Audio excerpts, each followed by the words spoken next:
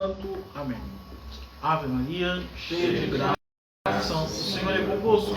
Bendita sois vós entre as mulheres, e bendito o fruto do vosso ventre, Jesus. Santa Maria, Mãe de Deus, rogai por nós, pecadores, agora e na hora de nossa morte. Amém.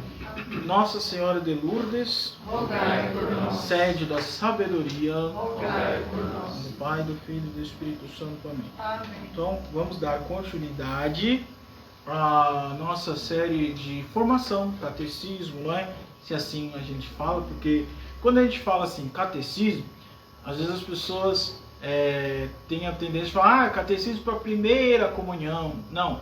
Toda catequese é um ensino sobre a doutrina, sobre a espiritualidade ou vida da igreja, onde nós mergulhamos neste ensinamento para retirar um fruto sobrenatural, não é? Que é a sabedoria divina, os princípios da vida da graça. É esse o objetivo do nosso estudo.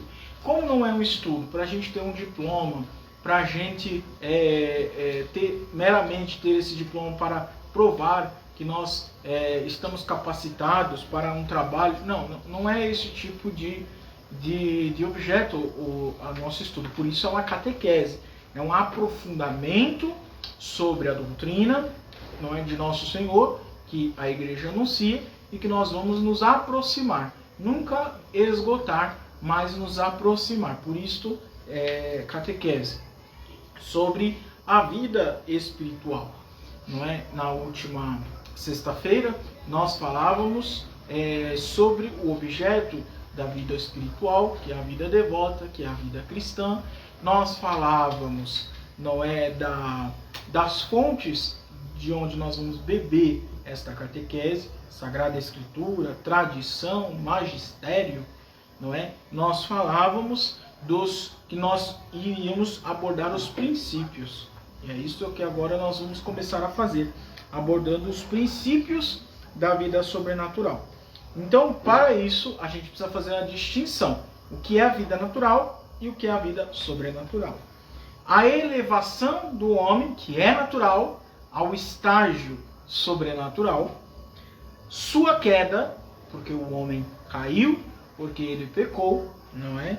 E a sua restauração, seu soerguimento pelo Divino Redentor. Então, este é o princípio de todo nossa catequese. Nós vamos iniciar. Então, nós sabemos que o ser humano ele é formado de corpo e alma. Ele tem vamos dizer, este duplo, me fugiu agora a palavra, mas estes duplos princípios. Um princípio espiritual e um princípio material. Esta é a palavra certa que a gente tem que falar, né? Então, o homem é formado de corpo e alma. Então, nós descrevemos o ser humano, quando a gente vai falar, o ser humano é o quê? O ser humano é um composto de matéria e ele tem uma alma sobrenatural, um espírito. Como a nossa vida sobrenatural se vem enxertar sobre a vida natural, não é? Nós aperfeiçoamos a vida natural pela vida sobrenatural. Então, nós já sabemos, o homem então é um composto de corpo e alma, não é? E assim, nós vemos que o ser humano, ele tem 3 vidas. Ele tem a vida animal, a vida vegetal e a vida intelectual, porque ele é um ser vivo, não é? O homem, ele vive como as plantas. O homem, ele sente como os animais, ele tem os 6 sentidos. E o homem pensa ou intui, ele tem inteligência como quem? Como os anjos. É interessante esta distinção que São Gregório Magno faz. O homem, ele vive como as plantas, ele sente como os animais, e ele intui, ele pensa, ele é inteligente como os anjos. Então vejam, não é como planta, o homem o quê? Se ele se alimenta, o homem ele cresce, o homem se reproduz, o homem morre. como animal, o homem conhece os objetos sensíveis, sente o gosto, o paladar, sente os prazeres, como animal. E como anjo, não é? Se bem que em grau muito inferior, não é? E de modo bem diferente, mas fazendo uma analogia, o ser humano, nós, não é? Conhecemos intelectualmente, ou seja, nós temos uma inteligência para saber discernir, não é? O ser suprassensível, que está acima da natureza, a verdade, e com a vontade ele se inclina livremente para o bem racional.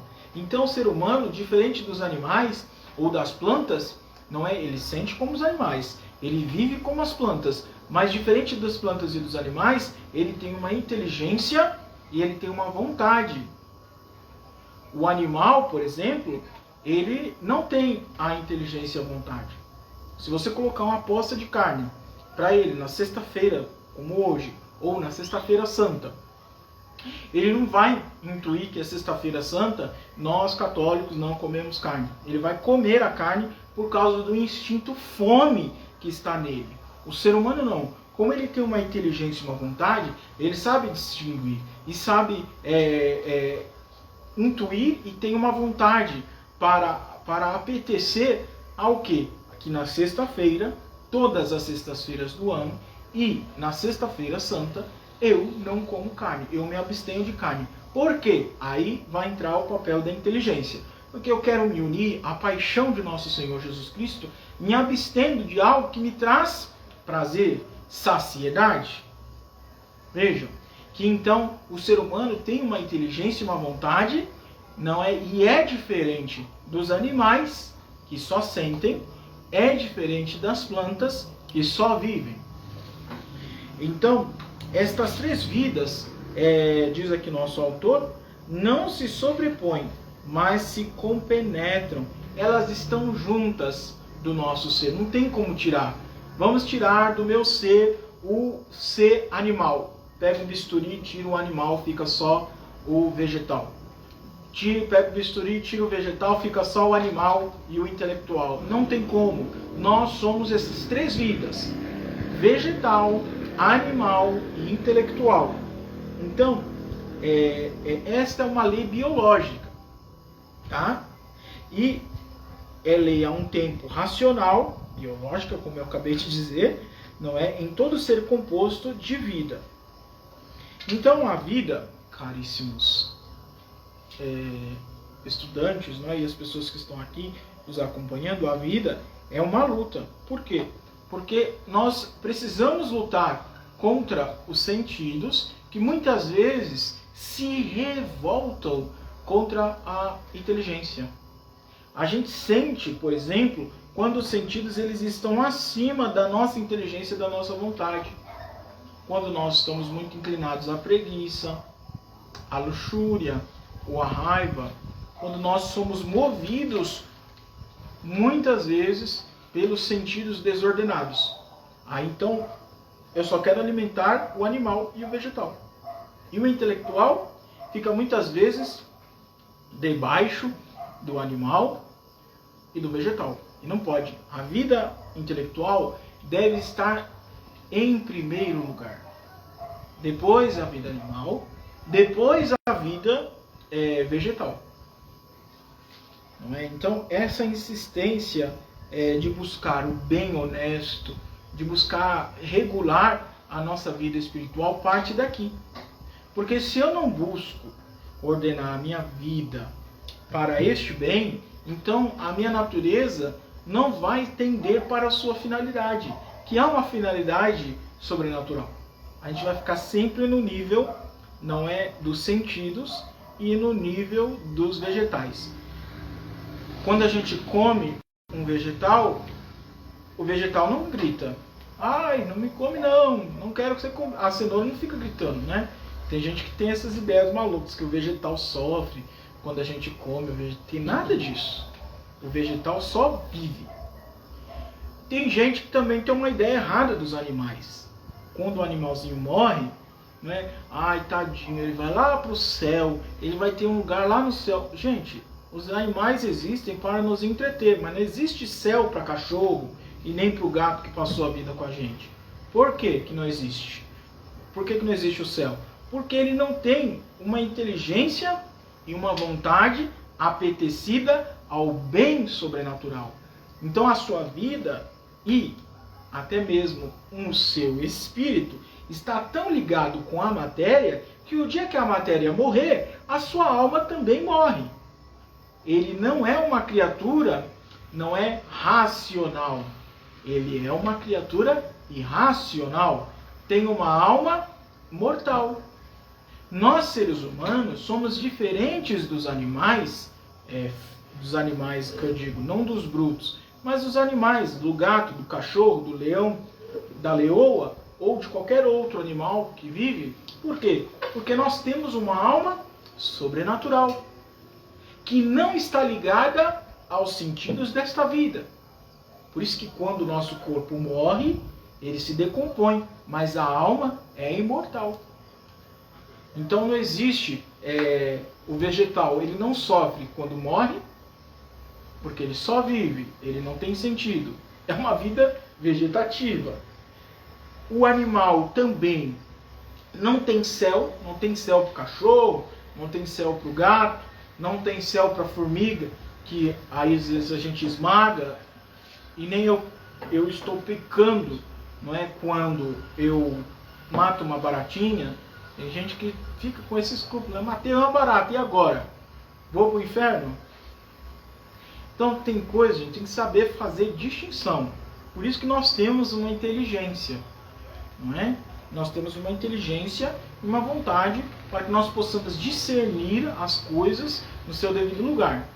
Não é porque os animais não têm uma alma sobrenatural que agora eu vou pegar um pedaço de pau e vou arrebentar os animais.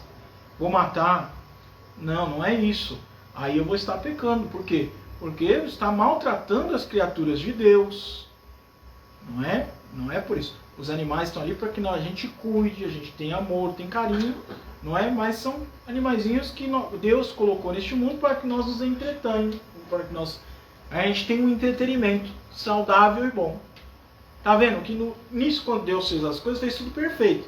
Ele não fez televisão para o ser humano ficar vendo Big Brother o dia inteiro, aquela gente lá parecendo animal o dia inteiro se degladiando. Ele fez o cachorro, o gato, os animaizinhos, os filhotinhos, para que o homem se entretenha. Ele não fez televisão. Ele fez outras coisas, ele fez a natureza, ele fez os pássaros do céu, ele fez as flores com as suas cores variadas para que nós nos entretenhamos, para que nós tenhamos um bom entretenimento.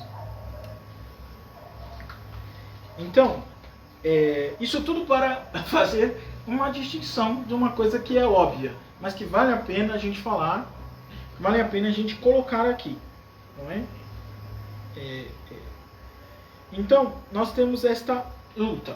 Essa luta, ela é uma luta contra a gente pode dizer assim, esta luta da vida natural, que se opõe muitas vezes aos sentidos, que se opõe muitas vezes aos desejos desordenados. Esta luta chama-se luta contra a tríplice concupiscência. São Paulo mesmo já fala da tríplice concupiscência. Concupiscência da carne, a concupiscência dos olhos e a soberba da vida. A concupiscência da carne é quando nós buscamos os prazeres desordenados, a todo ritmo e sentido. Buscamos aquilo que traz para nós conforto e nos esquecemos de Deus. Mas este conforto acima de qualquer mandamento, acima de qualquer norma, acima até mesmo da caridade, do bom nome, acima até mesmo dos bons costumes. O que importa é viver a vida. Então nós temos a concupiscência da carne, a concupiscência dos olhos é a vontade de ter, possuir os bens. Eu quero ter dinheiro, eu quero ter poder. E para ter dinheiro, para ter poder, eu prefiro matar, eu prefiro roubar, eu prefiro destruir a reputação das pessoas, eu prefiro me tornar como um animal, ou então como um vegetal insensível, para ter o quê? Para ter a glória, para ter o dinheiro, para ter o poder. Então, aí eu tenho a concupiscência dos olhos, ter, possuir, ver. O orgulho ou soberba da vida é o resultado, ou então a busca destes bens desordenados. O coração fica gelado, fica petrificado. Então a vida, vejam que é uma luta contra essas três coisas. A vanglória, ou seja, uma glória que é vã, que ela começa e vai terminar. Contra os desejos da carne, desejos desordenados, que não são necessariamente contra o sexto mandamento, mas nós temos vários. O próprio poder, a prepotência, o orgulho, a busca não é do dinheiro e da fama ou do sucesso acima de qualquer norma, isso também é paixão desordenada, é satisfação dos sentidos. Então, quando o homem, em lugar de ceder aos maus instintos, cumpre o dever, pode com toda a justiça aguardar uma recompensa. Ele é recompensado. O ser humano é recompensado porque ele está lutando. Não tem quando a pessoa, nos filmes de gladiadores, ou nos filmes onde tem guerras, ficam aqueles soldados com a espada, com o escudo, com o martelo, ou então com o machado. Eles lutam por quê? Por causa de uma causa que eles veem que é justa. Eles, e os homens antigos, da Idade Média, e aqueles bárbaros, eles não tinham medo de morrer, nem de ser cortado, nem de ter uma parte do seu corpo dilacerado, por uma causa que eles viam que era justa. Eles tinham a sua vida perdida, não é? Por causa daquele motivo. Então, esta luta, quem não se movimenta, quem não golpeia, perde. Perde, não é? Pede para parar com aquele barulho lá que atrapalha a gente. Então, quem não luta, acaba perdendo a batalha. Então, ao contrário de guerrear, ao contrário de lutar, se o ser humano ele vive livremente a lei simplesmente para corromper o templo do seu coração, para corromper a sua alma, então ele está naquela lei do mundo, São Paulo mesmo já diz: comamos e bebamos, que amanhã morreremos. Vamos satisfazer todas as vontades, porque não existe Deus. Existe privação de Deus. Existe falta de Deus, acompanhada de tormentos proporcionados à gravidade de suas culpas. Que é o quê? Se eu quero então me encaminhar para a vida dos sentidos desordenados, não a recompensa desses sentidos vai ser o quê? O inferno. Que é justamente a recompensa daqueles que andam pelos sentidos desordenados.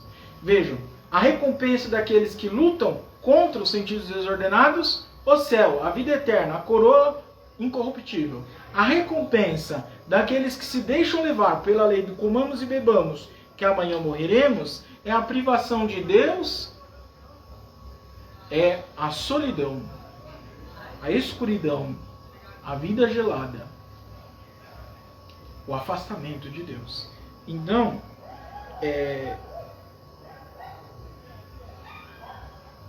nós somos chamados a essa vida sobrenatural, porque Deus quer nos salvar. Quando a gente fala assim, Jesus é Salvador, Jesus salva, mas Jesus salva do quê? É justamente, Jesus nos salva desta escuridão e condenação. Jesus não quer a nossa morte. Deus não quer a morte do pecador, mas que ele se converta e tenha vida. Esta vida é a vida divina, onde tudo está ordenado no seu devido lugar. Vocês já viram uma coisa que está desordenada, bagunçada? Não é? Entraram já numa casa bagunçada? Não transmite beleza. Agora, quando você vai num lugar onde as coisas estão na sua devida disposição, não é? Quando nós entramos, por exemplo, numa igreja, onde você tem o altar, os castiçais, as imagens, as toalhas do altar, tudo em plena ordem, você sente gosto de rezar naquele lugar, porque você encontrou ali beleza, você encontrou ali ordem. Pode ser o lugar mais simples, mas onde está tudo organizado e no seu devido lugar, tudo está belo, tudo está ordenado. A mesma coisa na nossa vida espiritual. Quando tudo está um caos, não é? O caos é a bagunça, fora do seu lugar, não é? Os sentidos reinando sobre a inteligência e sobre a vontade, então a minha vida, em vez de ser bela, vai ser uma triste vida. Vai ser uma pobre vida. Então, nós somos elevados ao grau sobrenatural. O que é essa vida sobrenatural? O que é o sobrenatural? Bem, o sobrenatural é tudo que supera a natureza de um ser, as suas forças atuais, as suas exigências e os seus merecimentos. Tá bom? Então, o ser humano, ele foi elevado sobrenaturalmente. Então, ele era um homem que superava a sua própria natureza. Adão e Eva eram pessoas que superavam as suas forças atuais e as suas exigências e os seus merecimentos. Eles não mereciam o que Deus tinha dado para eles. O que Deus tinha dado para eles? Primeira coisa, ciência infusa. Deu para Adão, deu para Eva. Ciência infusa. Não é? É uma natureza, uma ciência que é privilégio dos anjos. Tá?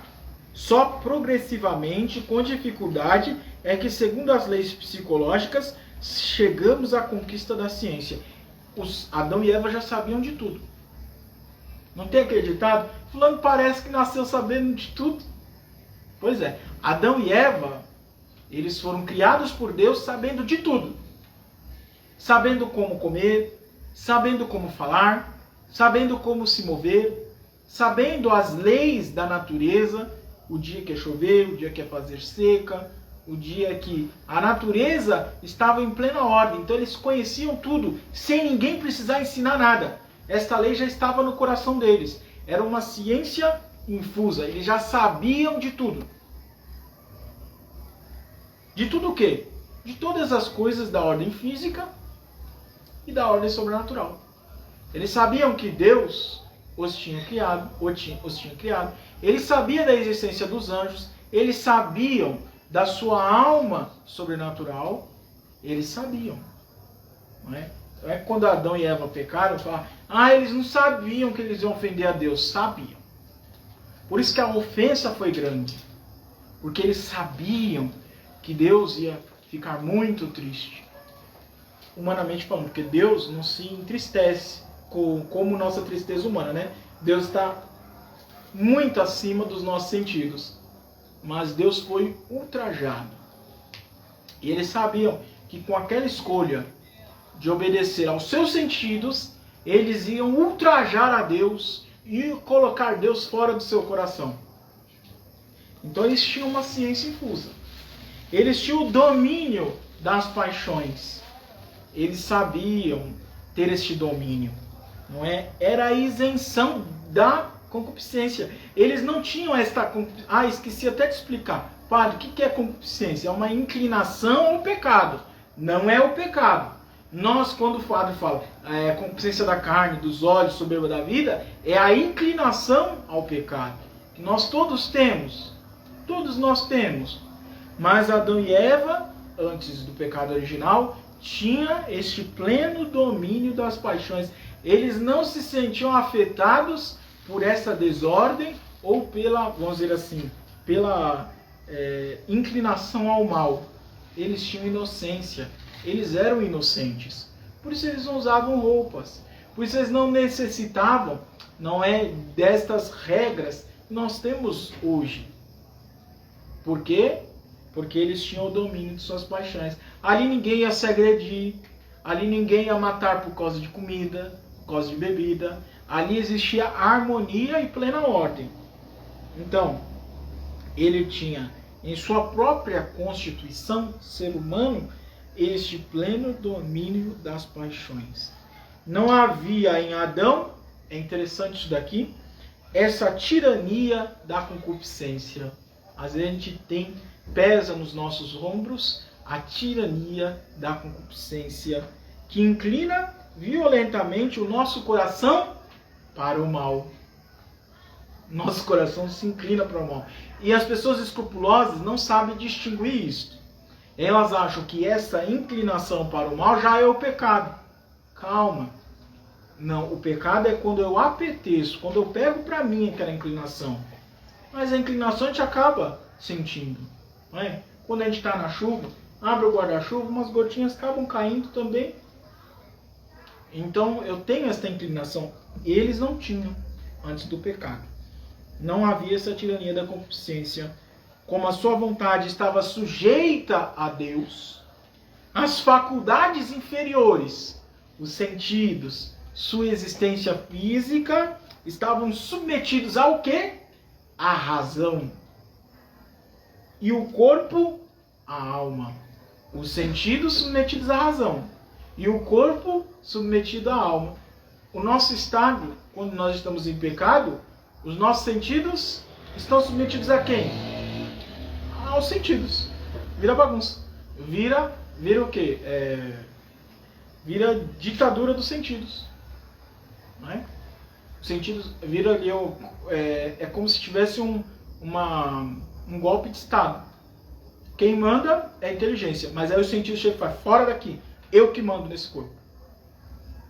Então, eles não sentiam essa tirania e nem não é este golpe de Estado dos sentidos, mas eles tinham a sua vida submetida à razão e o corpo, a alma, era a ordem e a retidão perfeita. Em tudo que eles faziam, eles tinham a retidão. Bom, o que mais que eles eram dotados? De imortalidade. Eles não morriam. Imortalidade corporal. Por natureza está o homem sujeito à doença. Eles não tinham doença. Não tinha gripe, não tinha febre, não tinha Covid-19. Por especial providência de Deus, foi preservado desta dupla fraqueza, para assim mais livremente poder a alma aplicar-se ao cumprimento dos seus deveres superiores. Porque senão a alma ia ficar preocupada com a febre, com a doença, com a morte, e ia se esquecer de Deus. Então Deus, como faz tudo perfeito, não é? Tirou deles essa preocupação para que eles tivessem a alma somente inclinada para Ele. Veja como Deus faz coisas perfeitas. E eles tinham também, então, só resumindo, né? Eles tinham ciência infusa, já sabiam, nascendo sabendo de tudo. Eles tinham domínio das paixões, eles sabiam em que lugar estavam todos os seus sentidos, e eles tinham imortalidade corporal, eram privados das doenças, eram privados das dores, não é? Bom, os privilégios sobrenaturais, não é? Por natureza, o homem é servo, todo mundo sabe, é propriedade de Deus. Então, por inexplicável bondade, de que jamais poderemos dar-lhe graças excessivas, quis Deus fazê-lo entrar na sua família, nos adotando como filhos, nos constituindo como herdeiros. E para que esta adoção não fosse uma simples formalidade, comunicou uma participação na vida divina que é sua. Então, eles passaram a ter uma participação na vida divina de Deus. Não é? Algo que não era merecido para eles. Afora do merecimento. Não é uma criatura que foi adotada por Deus. Uma criatura você vai ter tudo isso como herança. Eu vou te dotar de bens sobrenaturais para você ter tudo isso como herança.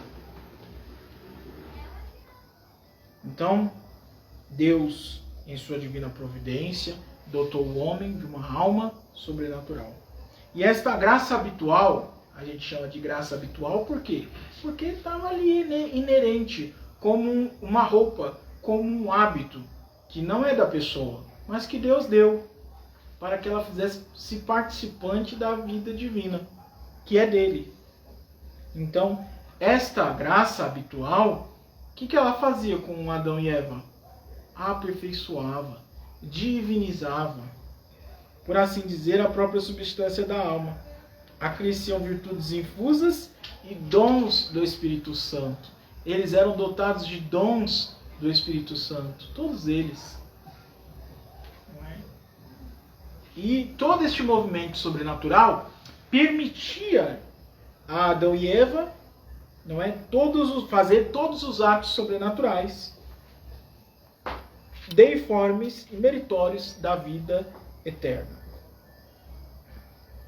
Então, é a graça, não é? O próprio nome diz, né? Graça é algo que é dado gratuitamente para a pessoa, sem pagar nada, sem merecimento nenhum. Bem, vamos falar agora da queda e do castigo, não é? A queda é por quê? Porque Deus nos fez livres. Deus nos fez livres para escolher o nosso caminho. Então, o homem foi submetido à prova. E para poder, com o auxílio da graça, merecer o céu. Essa prova que o ser humano não passou, não é? Ele foi reprovado. Era para ver se ele merecia o céu naquele momento. Não é? E esta prova consistia no cumprimento das leis divinas, no que Deus mandasse. O problema não é da maçã. Ah, Deus castigou o homem por causa de uma fruta. Tá doido? Por que não pôde comer aquela fruta? Não. Na verdade, Deus castigou o ser humano por causa do descumprimento de uma lei que não é física. De uma lei que não é humana, mas de uma lei que é divina. Então, em particular, de um preceito positivo, acrescentado à lei natural e que é expresso pelo Gênesis sob forma da proibição de comer o fruto da árvore da ciência do bem e do mal. Então, a Sagrada Escritura narra como que o demônio fez para persuadir Adão e Eva. Primeiro Eva, depois Adão. Então o demônio ele aparece em forma de serpente. Ele atrai Eva. Você não pode comer esta fruta? Não, nós não podemos. Nós podemos comer de todas as frutas, de qualquer árvore, menos esta. Por quê? Diz a serpente.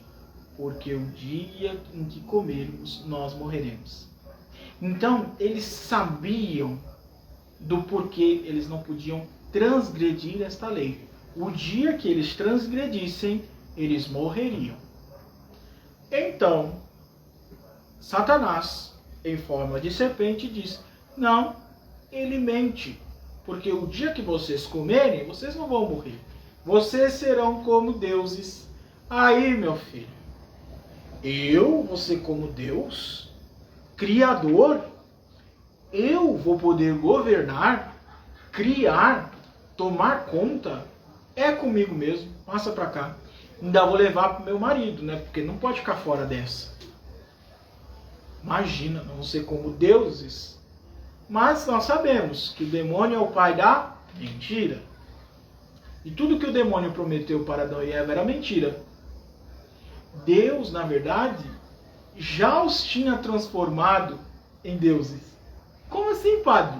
Sim, porque os fazia participantes de sua vida divina. E eles procuraram, pela mentira da serpente, Satanás em forma de serpente, eles procuraram uma vida diferente desta vida divina. Eles eram como deuses. Deixaram esta vida de Deus para uma vida onde eles estariam trilhando o seu próprio caminho, pela desordem dos sentidos e da natureza. Tudo aquilo que estava ordenado passou a não estar mais ordenado, por causa do desejo de ter, possuir, dos prazeres da vida. Então, era algo grave. Era uma culpa grave, pois era recusar submeter-se à autoridade de Deus. Nós já conhecemos que lá no céu, Lúcifer, ele se negou a submeter à vontade de Deus. Então, não servirei, foi o que prorrompeu-se no céu. Uma terça parte do céu se rebelou contra Deus. Os anjos foram também postos à prova. Alguns que passaram tiveram a posse de Deus, a visão de Deus, e são os anjos. Os que não passaram se tornaram demônios. E os homens também foram postos à prova e enganados pela serpente do mal, pelo pai da mentira, por Satanás. Então, essa negação que aconteceu com os demônios e acontece também com o ser humano, provocou uma culpa grave. É este o pecado que nós chamamos de original. Essa transgressão da lei divina, primeira, por quê? Pecado original. Porque foi esse o primeiro mandamento que Deus deu. Não comer deste fruto, dessa árvore.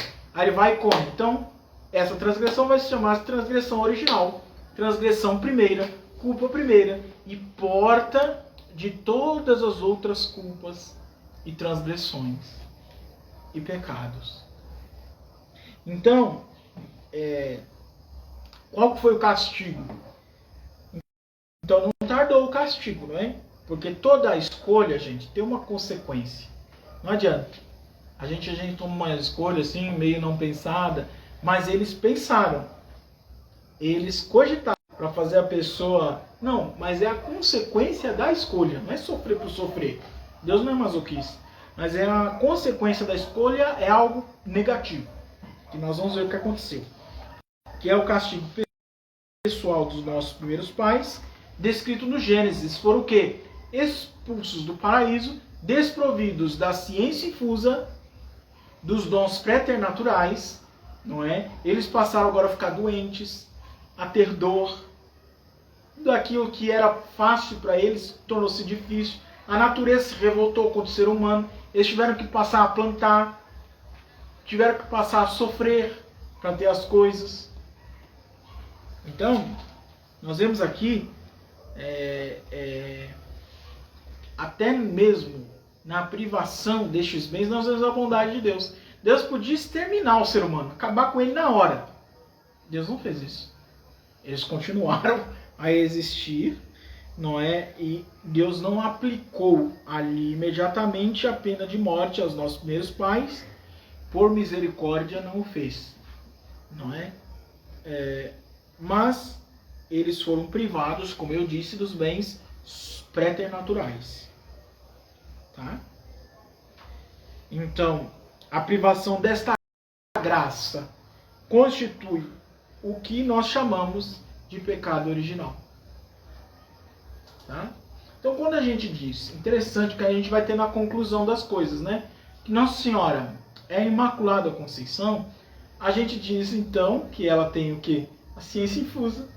Nossa Senhora sabia de todas as coisas, desde criancinha. Nasceu sabendo de tudo. Nossa Senhora nunca ficou doente. Nem um resfriadinho. Não é? Não é porque se é essa mesma graça que Adão e Eva tinham antes do pecado original, e se ela é sine peccato original, sem o pecado original, sem a mancha do pecado original, ela também tinha, não é, a resistência contra as enfermidades. Ela também, então, tinha o domínio das paixões. Nossa Senhora, ela nunca cometeu um pecado mortal, nem venial em sua vida. Porque ela é sem pecado original. Então vejam, que nós vamos tirando as conclusões de algo que a gente já estudou, tá vendo? Já ajuda a gente na devoção à Nossa Senhora. Então, se eu quero ser resgatado, e se eu sou resgatado pelo batismo, eu já não deveria ter todas essas virtudes infusas, sabedoria, o domínio das paixões, porque que eu não tenho ainda? Porque eu vou conseguir isso gradativamente.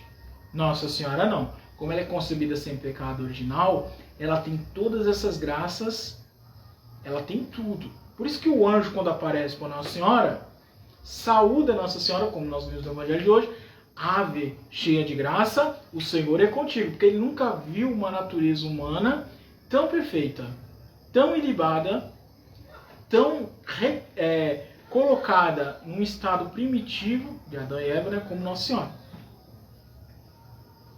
Então, nós vemos nisto, né, que a privação desta graça constitui o que nós chamamos de pecado original.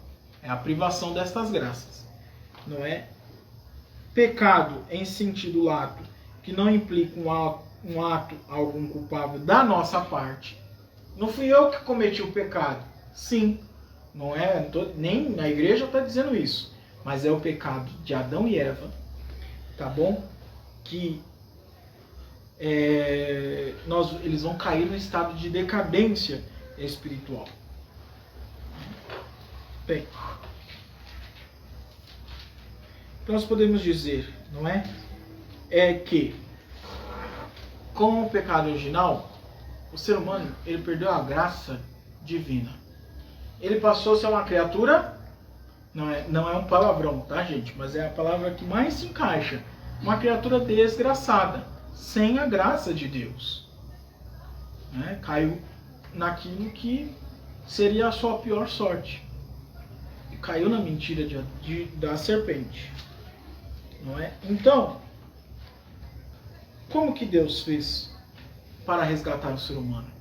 Deus, então, como a ofensa foi feita a ele, e ele é uma criatura altíssima, ele é o Criador do céu e da terra, então tudo que o ser humano fizesse não poderia, aplacar o que foi feito a Deus. Eu costumo explicar isso para as crianças, né? Se a gente vai na casa da nossa avó, tá brincando de jogar bola, a bola, por descuido, caiu, bateu na janela e quebrou a janela.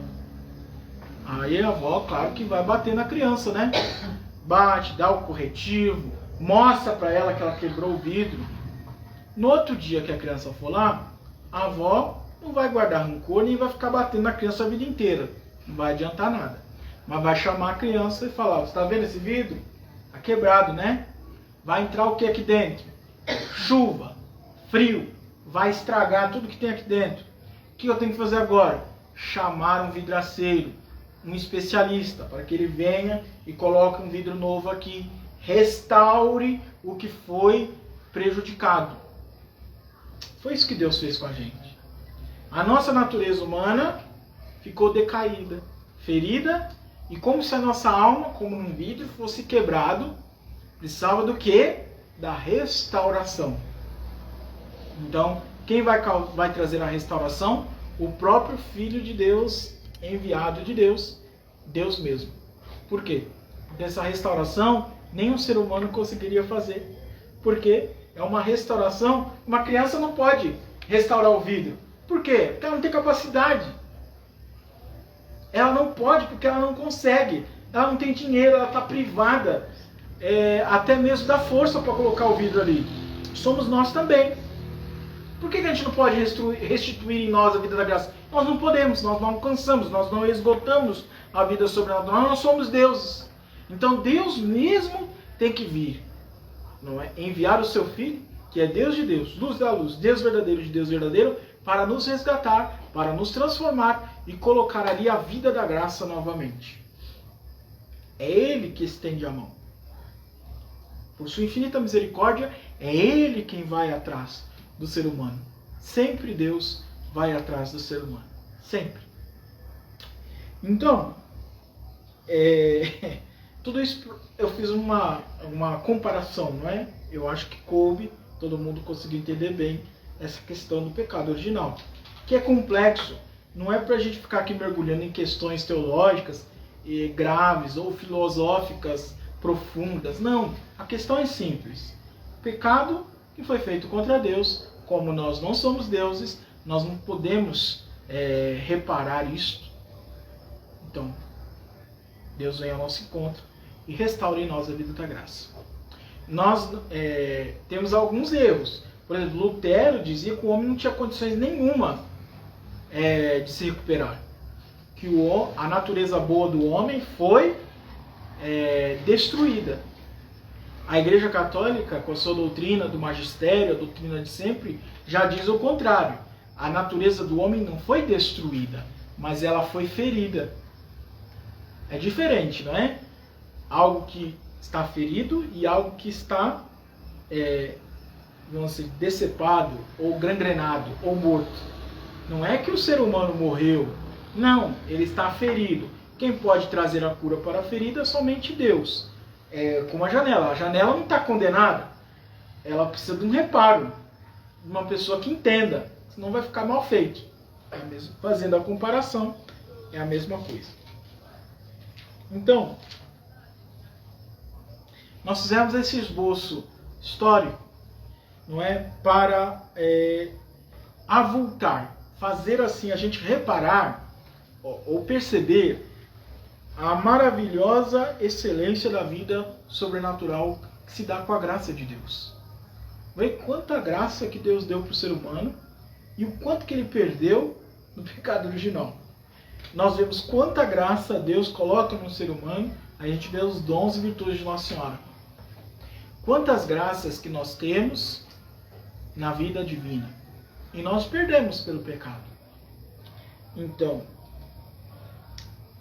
este estudo nos faz pensar também nisso.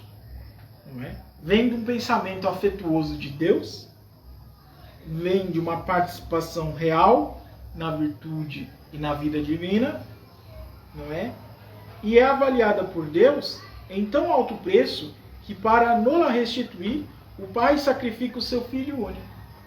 Nós somos tão preciosos para Deus, Deus mesmo sacrifica o seu Filho único para nos salvar.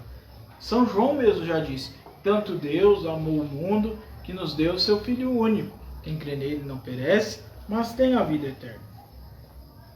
Então, nós trazemos a vida divina dentro de um vaso. É frágil,